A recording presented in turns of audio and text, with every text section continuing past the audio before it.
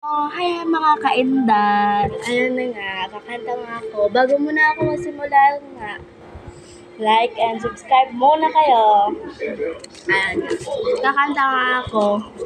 Ang title ng kanta kong ito ay Ikaw ang Aking Pinili. Ito na.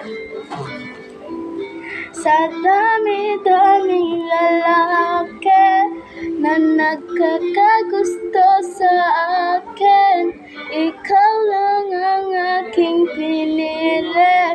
Kasi nakikita ko sa iyong mga matata na mapagmahal, matyaga at mabait na lalaki. Sa tagal-tagal nating pagsasama, nakita ko na ang totoo mong ugali, na hindi talaga masungit at manlolokong lalaki. Peace.